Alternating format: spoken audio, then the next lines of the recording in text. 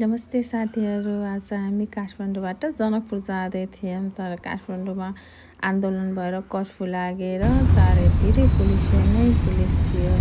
जेनतेन हामी त एयरपोर्ट पुग्यौँ।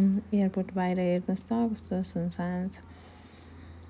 हामीहरूको फ्लाइट 7 बजेको थियो, तर एयरपोर्टमा पनि हिजो आगो लागेर प्लेन डिले भएको थियो। एयरपोर्ट क्लोज भएर हाम्रो फ्लाइट 7 बजेको भएर 7 बजेको साटो 8 बजे गरेको थियो। टाइम बढाएको थियो अनि 7 बजे हामीले चेकिङ गरेर भित्र गयौँ।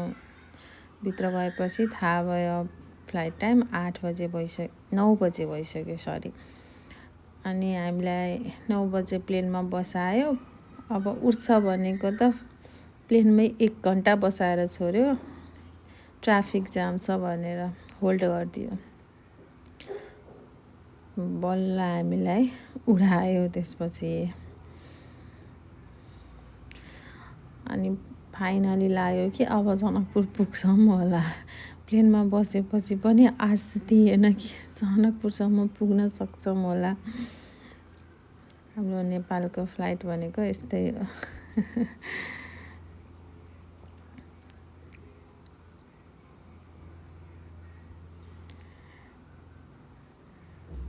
फाइनली फ्लाइट हाम्रो उड्यो।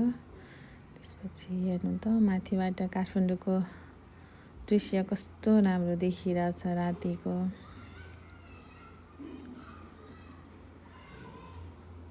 चारैतिर झिलिमिली देखेछ।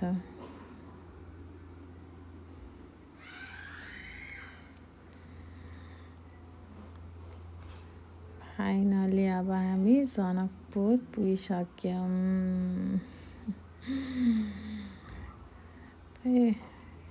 By by.